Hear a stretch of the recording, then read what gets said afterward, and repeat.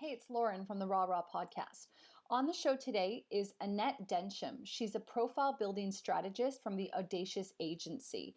And Annette specializes in PR strategies, PR planning, media relations, external and internal comms, crisis management, and more. Now, I originally interviewed Annette for an episode of Business in the Front, Party in the Back, which is my sister podcast that I have with the fabulous Michelle Price. So if you're interested in listening to that and how this interview came to be, then stop listening here, head to the show notes, and go and listen to the episode on Business in the Front, Party in the Back.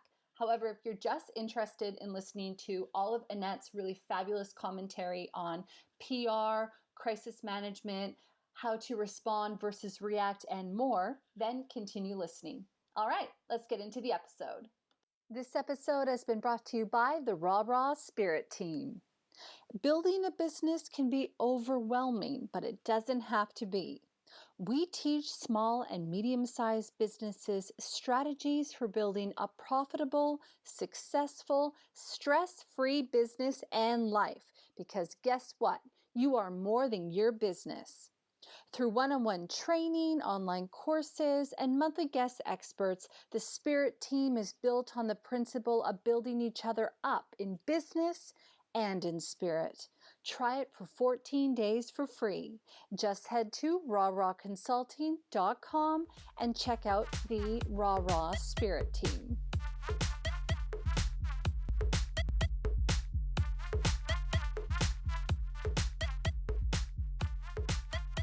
Hey, it's Lauren here from Business and Party, and I'm joined today by my new friend, Annette Densham, who is a profile building strategist from the Audacious Agency. With a gypsy as a mother, Annette sought refuge in stories. By the time she was 17 years old, she lived in 96 houses. Whoa. The books in the library became her best friends, and she immersed herself in tales of courageous heroes, incredible adventures, and seeking knowledge about the world. It was no surprise when she chose to go into journalism, the perfect career for her inquisitive and curious mind. After decades of writing for major print publications and online magazines on topics from business and computers to seniors issues and forklifts, she moved into corporate comms. Here she honed her storytelling skills, weaving words that move people to tears, to give generously to worthy causes, and to educate, empower, and inspire. Annette is joining me on the show today to talk about her other skills, which include PR strategies, PR planning, media relations, external and internal comms, crisis management, business awards, applications and submissions, media releases, and content creation. She's also joining me today to talk about the subject of crisis management and the T word, trolling. Hey, Annette, thank Trolls. you for being on the show. Hey, Lauren, thank you for having me. I'm glad I'm sitting down. I feel tired after all those things I'm doing. So do I. 96 houses? Oh, my God. My mother was just, Wow. she was crazy. But, like, I'm really good at packing a house now. So don't ask me to help you move because I may have to say no. Yeah, I But, was going yeah, to say. I can unpack a house in a day and you'd think that I'd been there forever. Wow. Do you tend to not, maybe collect things because do you feel that's sort of part of who you've become? Like maybe you're almost ready to move on to the next thing all the time? Yeah, I'm constantly spring cleaning and getting rid of things Yeah. compared to 20 years ago, 30 years ago when I first moved out of home. I had heaps of stuff. But Right. now, like I look at, like a lady once said to me about, put the things that you don't really use in a box. And if you never use them, like you haven't used them in 6 months, Yeah. get rid of them. So I did that. I had all of this stuff and I just went, nah, gone. So, I love books and I no longer have a bookcase because packing up 8 bookcases is a pain in the rear end. I just bought $200 worth of books. They're all on their way. I I have my just love trusty books. Kindle. Yeah, but I guess it's because I tend to like highlight and write in them. And anyway, we're getting off topic, but I mean, it's really all connected. It's just Michelle's not here right now, so I'm really leading the interview, and so she's not here to keep me in check. So, We're in trouble. yeah, we'll be in trouble after this, that's for sure. Okay, so let's talk about, the world of PR, because basically one of the reasons why we really wanted to talk to you on the show today was because Michelle's been dealing with some issues in relations to trolling. But I'll talk a little bit about that story in a moment. Can you first tell me about, how your career kind of went from journalism and then moved into PR strategies? Yeah, so I started in journalism when I was really young and moved to the bright lights of Sydney, thinking that's where I was going to find my fame and fortune. Instead, I found that I was considered too forthright and gregarious for the newspapers that I worked for. And I kind of came home back to Brisbane with my tail between my legs, quite morose and depressed that this thing that I had worked for like my entire 24 years was now kind of gone. Like my dream was killed. So I actually left the media industry for a while and went and worked with people with disabilities as a support worker, which is really cool. I learned a lot. Yeah. And then I went, you know what, I really miss writing. So I got back into that. And then I had kids. So I stayed home with them until they were ready to go to school. And it was like, you know what? I want to get back into this stuff, but I don't want to go back into journalism. How can I use my skills for another way? So I got a job in the not-for-profit space, working as a media relations officer, publications, and just writing good stories for these organisations that I worked with. And it was a really good segue from journalism into corporate comms because I had the writing ability and I knew how to tell a story, I knew how to connect with people. So, yeah, it just really worked. It was synergistic. And, I stuck with that until, 8 years ago when my last corporate role made my role redundant. And I was thrust out into the unwashed masses looking for a job and went, oh, I'll start a business. How hard can that be? Yeah, exactly. Everyone's doing it. Well, everyone's doing it now. And I don't know if you know this, but Michelle and I actually started the whole podcast because we were made redundant on the same day. So we have that in common with you. And I think one of the great things about that is when, shit hits the fan, essentially, and you're able to kind of roll with it and almost take yourself to a totally new dimension and level, which is honoring, what maybe you came here to do, like starting your own business. So that's super cool. Yeah, well, it worked out. Yeah. I've fumbled and made lots of mistakes because I'm not a business-minded person. I'm a Right. writer, but I kind of puddled my way through, and I'm still here. And not everybody hates me, so that's a good thing. I would imagine nobody hates you. It'd probably be very difficult to do. You're a very likable person. So one of the reasons why, we wanted to talk to you on the show was essentially about, I guess dealing with crisis, criticism, dealing with, the whole concept of trolls, especially when they come out of hiding, out of nowhere. So one of the things that Michelle was dealing with is she does a bunch of Facebook Lives on a weekly basis for her business, and she was getting trolled on one of the lives that she was on, and she didn't really have a plan in place to sort of deal with that. So one of the things that you specialize in is actually crisis management. Is that right? And can you tell me a bit about that? Yes, I can. So crisis management really is about planning for the worst case scenario. It's like Mhm. insurance. So particularly Right. when you're in business, there's a stack of things that can go wrong. And instead of reacting emotionally and in a state of stress, that if you've got a plan in place, you can at least disconnect a little bit so that you can put into motions your actions that can either mitigate the disaster that's looming Mm. or find a way to work through it so that you come out the other end, as reasonably sane as possible. And sadly, what happens in small business is that none of us are really good at planning anything. We tend to wing it. And it's like, Yeah. okay, let's just go see if this works. And quite often we don't stop to consider all the things that can go wrong in small business. One of those is being trolled or products being returned or someone leaving a negative review. And then when it does happen, we're like, I don't know what to do. So Yeah. it's a really important part of business.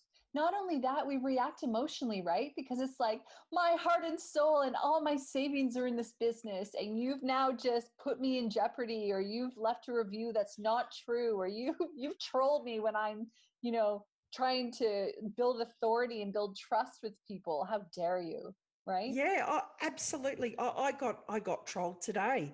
Wow. It doesn't happen very often, but I put up maybe a little bit of a controversial post expressing my thoughts on a particular issue, and someone called me out and told me I was being a hypocrite, like really publicly and with Wow. no substance. And I've like gone, oh, I read it to my husband and I went, take a deep breath. I'm going to respond to this with respect and without defensiveness, Yeah. and try and see where they're coming from. So if you go, oh my God, how could you do that? And you respond in anger or stress or fear or whatever that emotion is you quite often live to regret it, because when we are emotional, we're not really thinking. Our amygdalas all going, ugh, and reason and sense is abandoned. Yeah. So did you have, I mean, clearly you would have had a place, like a plan in place to deal with issues like that, or do you just know how to react now that you don't necessarily need a plan because it's sort of second nature for you? Yeah, I mean, like it's a little bit like do what I say, not do what I do here, isn't it? Like that, isn't Yeah. that hypocritical? Maybe I am a Yeah. hypocrite. But like I've been doing this for 30 years. Yeah. So for me, writing and responding is second nature. But Yeah. if it's not your nature, Yeah. then it is worth spending the time to think about what's all the things that could possibly go wrong. What's all, and I anticipated when I put the post up that I would get some negative feedback. So Right. in a way, I was already prepared to receive some personal attacks, because I said something that is about a totally emotive issue at the moment, Yeah. and wasn't expecting everyone to go, oh, Annette, you're so wise. Thank you for sharing your wisdom. So, but if you're, and you're right, our businesses are our babies. Hmm. And what does a mother do or a father do when they're protecting their child? They come out like, teeth out, claws out. How dare you hurt my baby? Yeah. I remember, it's funny because reviews really are the currency now. And, when somebody leaves a negative review, I remember one of the most memorable reviews I ever read was somebody went to Broome and they were commenting. I think they gave the place they stayed something like 1 out of 5 stars because it was very windy. And the manager wrote back and said something like, we're really sorry, we're disappointed that you didn't have a great experience here, but as you know, we're not able to control the wind. And it was such a diplomatic, lovely way of, kind of like honoring that person's point of view, but at the same time going, yo, you gave us a 1 out of 5 stars for something that's out of our control. And then I remember reading other reviews of businesses where people would leave a comment or a negative review, I guess, and the management responded in a completely different way, which was to be defensive, aggressive. And after you read a whole bunch of reviews and you're seeing that consistent tone, that really affects the fact that you don't even want to give that business a go at all. So I totally hear what you're saying, that some business people, they're not meant to be the customer service facing side of things, maybe. No, you can outsource that or plan for it. Yeah. Have a little library of responses ready to go Yeah. that is, like a placeholder. It's when I worked in corporate and something, the shit had hit the fan, Yeah. then we would have a media statement ready to go, a holding statement saying, we don't know what's going on right now, or we're acknowledging that this has happened. We're not ready to respond, but we want to. So we will get back to you as soon as possible. And you could do that with a review. If you're thinking, oh, I just want to rip that person's throat out because Yeah. how dare they attack me, you could have something. hey, thank you so much. We really appreciate your feedback so that we can respond to this and honour your feedback or Yeah. whatever that is. Yeah. Um, we're going to investigate. We'll get back to you within 24 hours.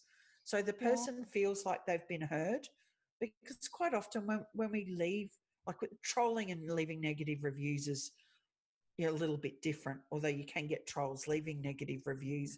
But Yeah. most people who go and say, your restaurant sucked, the waitress was hopeless, is doing so because they feel let down.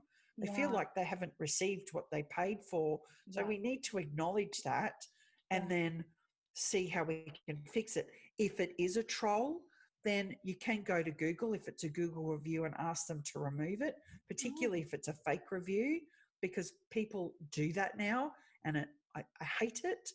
It's yes. a horrible way as a human beings to interact with businesses. Yeah. But for those trolls that are, if they're popping up in your Facebook lives, or when you're out there going, I'm just doing my best, I'm here delivering, I just want to make a difference. And Yeah. they're like they did with Michelle, is that you don't give them oxygen and you remove them.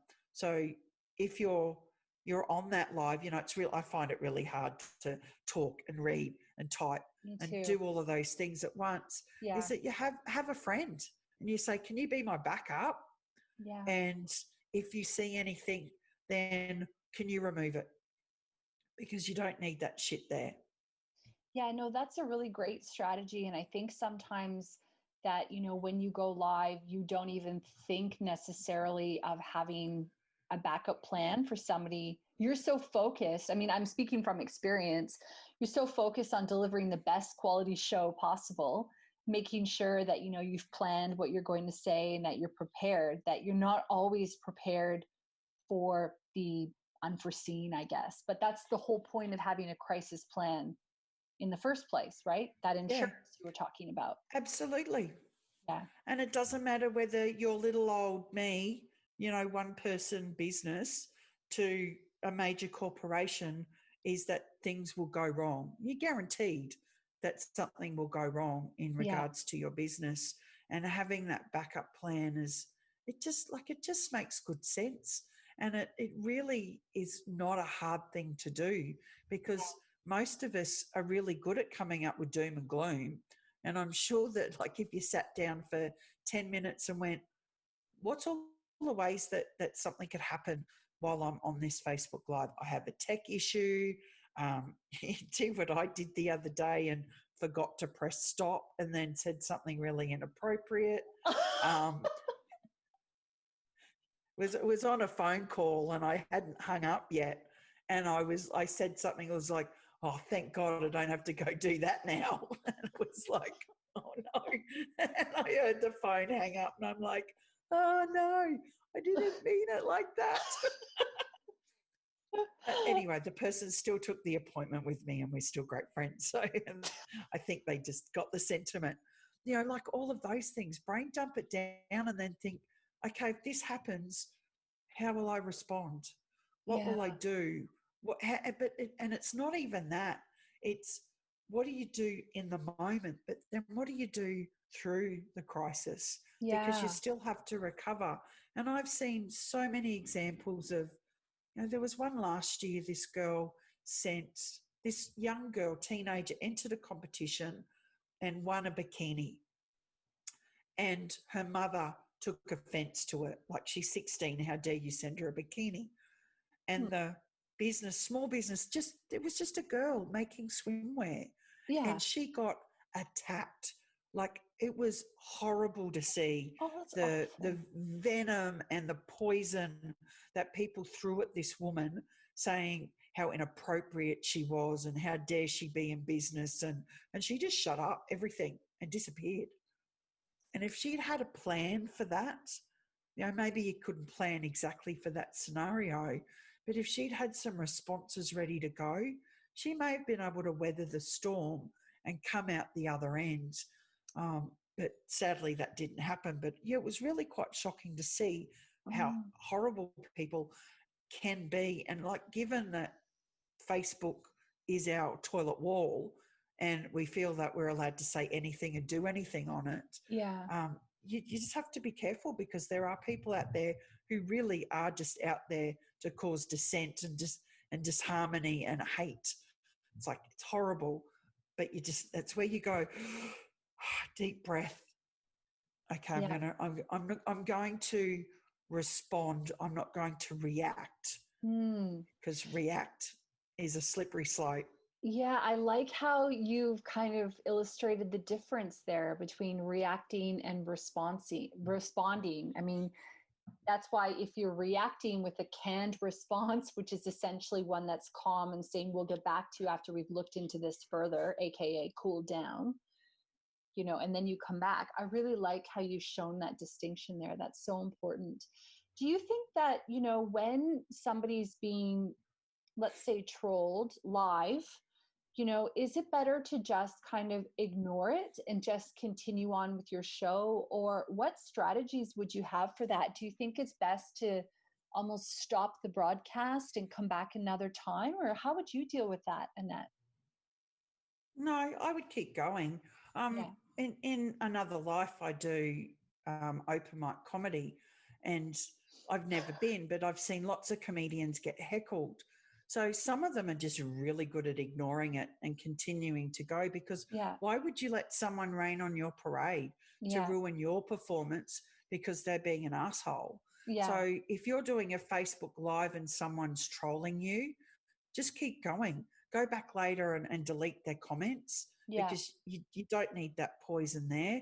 So unless, and what I find is that your fans, your followers will look after it for you, Mm. because you've already established a relationship with the people who love you. That's why they're on your live. And Yeah. anybody who's just jumping in because they just want to cause trouble, they'll get taken care of by the group. Yeah, okay, I love that.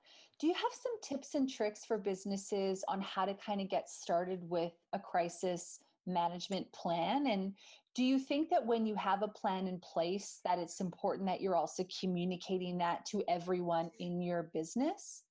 Absolutely. Oh, that's such a great point, Lauren. Yeah. Absolutely. The first thing to do is to sit down and assess what could go wrong. Yeah. That's the list that you prepare. The second step is to then prepare your responses for when those things go wrong. And then, as you just said, communicate it to all the stakeholders. So if you're in a business and you've got staff, that they know what they need to do, what their role is to play in that Yeah. process. And then it's just a process of constantly reviewing that plan, not just going, oh, look at our pretty plan, we'll put it on the shelf. Doesn't it look nice there? Yeah. Is that it's something that you talk about regularly with your team, or if Right. you're a solo entrepreneur, that you talk about with your business coach, or in mentoring groups, or whatever it is that you've got access to people who want to listen to you. But Yeah. like, my biggest tip is to just do it. Like, it's really, I went to the doctor today and she told me some things that I should be doing, which are really simple, common sense things. Yeah. And she said, you look like a woman who's really good at making a plan. And I went, yeah, well, the planning's okay. It's the implementation that screws me Yeah. up. Yeah. So that's the challenge in small business, is that you can make great plans, but if you don't implement them, then they are just a pretty thing on your shelf. Yeah. Or I guess even just make it a priority, like I'm sure somebody listening right now, even myself, I'm going, yeah, I'll get to that. But at the same time, it's like, yeah, but that's maybe too late. That's why you want to deal with this first. Yeah. So if somebody's listening and they haven't, taken the time to write about what could go wrong and responses to, these things as they happen, and something does happen and they're not prepared for that, what would you recommend they do? Do you think that it would be best to, get in touch with someone like you? Because I know that you do build communication and crisis plans for businesses. Or is it something that they can just handle on their own, depending on the scope of things, obviously, because the bathing suit woman probably would have been helpful to reach out to someone like you to have helped deal with that right away so that her business could have continued on, right? Yeah, absolutely. I don't think that we should ever go through this stuff by ourselves Yeah, because it's really hard to have perspective when you're in the middle of the mess. That's why yeah, planning beforehand is really important so you can avoid that. In terms of, yeah, definitely reach out to someone with communications experience to help yeah, you navigate it. I had a situation like that last year. Now, it tells you how often someone I might do this once or twice a year where yeah, someone goes, oh, this has happened. And I go and say, here's a way you can deal with it. And I'll say, oh, can you help me with that? Because I'm too closely involved. yeah, And this lady I worked with, and she was being hammered for, she made something for somebody. It was a ring, a bit of it had fallen out. And this person was then, who's a very influential person, was then bagging her across social media. So we wrote a cease and desist letter, got lawyers to look at it, sent it out. The woman took down a post and apologised and stopped. Now, for that lady, that might have taken a whole lot longer to achieve that outcome because she just doesn't know what to do. So I yeah, think it's always worth, in Facebook groups going, hey, this is happening. Could somebody please provide me with some guidance or some yeah, information, or do you know someone to help? yeah. I think that sometimes as business people, we tend to think we do have to do it alone. And I love how you're reminding me and our listener at home that, you don't have to. Like, being an entrepreneur can be a really lonely journey sometimes, but it doesn't mean that there aren't people in your corner that have been there and that have learned and can advise you and support you. So I love that you brought that up. Yeah. Thank you. Yeah. So, what I'll do is I will leave your contact information in the show notes for our listeners at home, because I know for myself, having your contact information in my back pocket is a must have. So, I'm so thankful to have been able to meet you so that I know that I've got you in my court now, even if you don't know that you're there. Yeah, girl. And that's it. Yeah, Yeah, it's like insurance, isn't it? Like yeah, we pay it and we sometimes like resent paying it because I haven't had an accident in so many years. But yeah. when you do have one and you don't have to fork that money out of your own pocket and you can get a replacement car quickly, we're pretty grateful for who we've got in our back pockets. Yeah.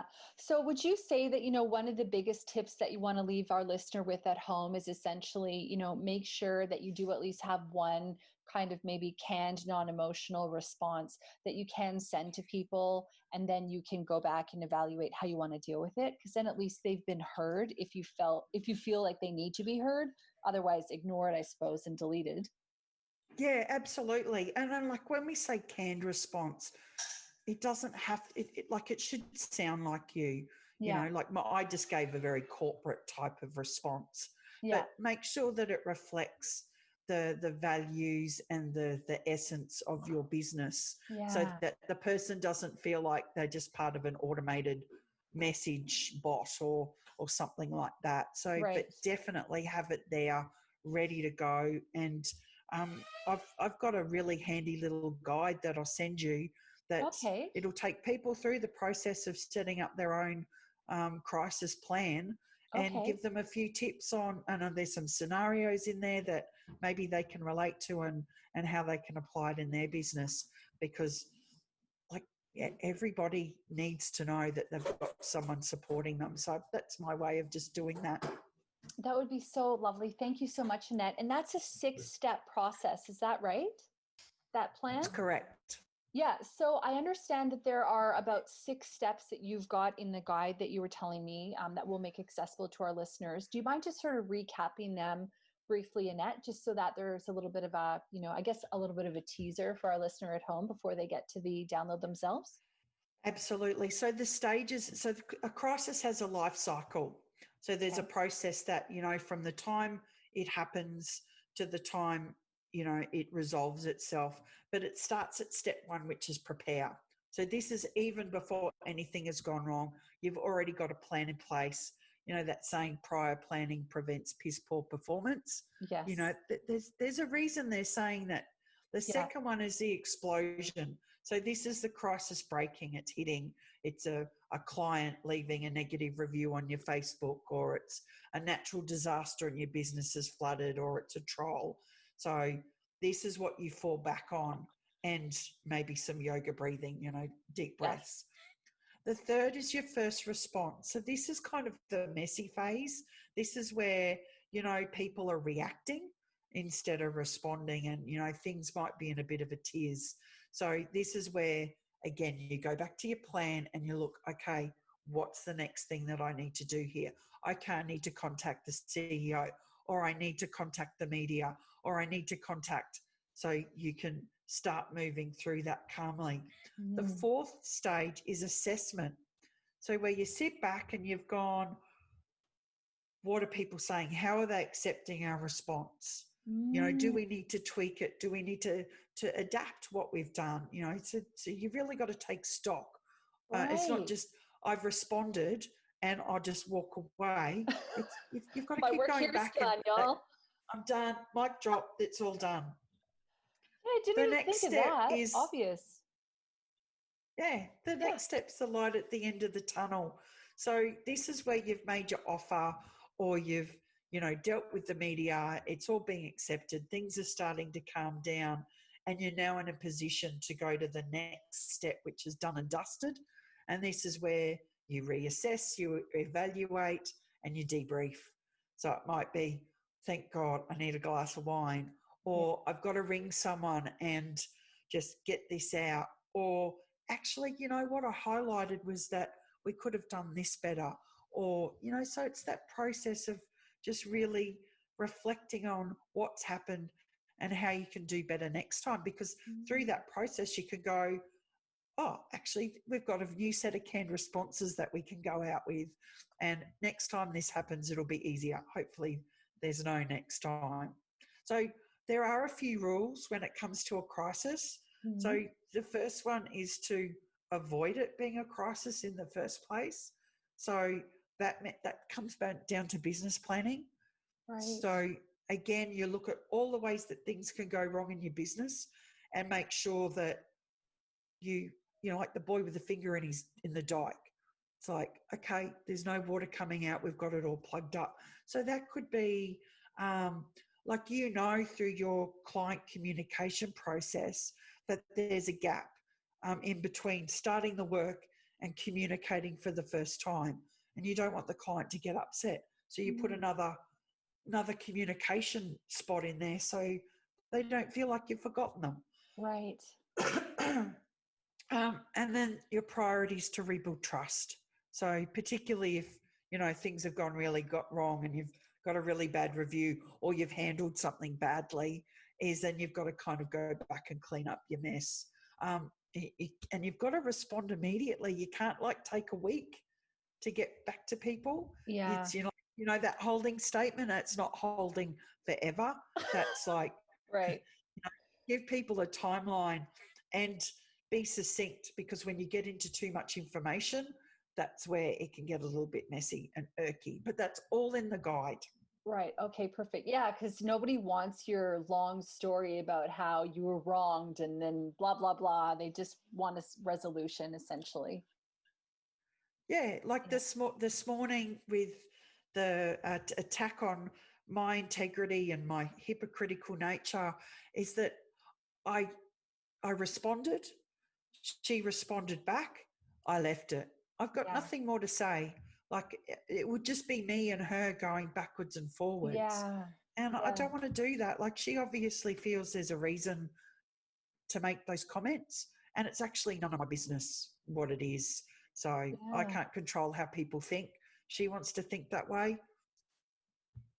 It's up to her. Yeah. And you can't win them all, and it doesn't matter. You don't need to win them all, as long as you've, remained in integrity and you've, respected the person's opinion, and you don't have to agree with it, but you've heard them, and then you can move along, because, like you were talking about earlier, when you're on a live, your fans are your fans. They're going to jump in, they're going to protect you. Chances are you've been building credibility and trust with them over a period of time. And that all is where it comes to play, really. Yep, absolutely. Hey, we should do this more often.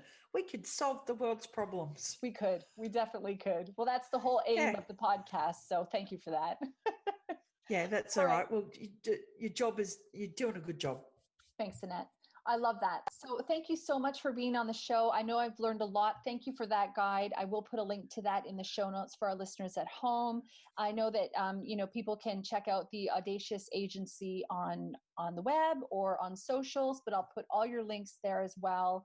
And you are as well open for new business if somebody is interested in speaking with you, because the great thing about podcasts is they're evergreen most of the time. So that means that this could be heard at any time from anywhere. Absolutely. Our door is, I won't say always open because I do like to sleep, Yes, but our door is open at appropriate business hours. fair enough. Very good. Yes. All right. Well, thank you so much for your time. I really appreciate it. And I know I learned a lot. Thank you, Lauren. Hey, thanks so much for listening. If you enjoyed the episode, please do leave us a review where you listen to your podcast and share it with your friends. New episodes every Monday.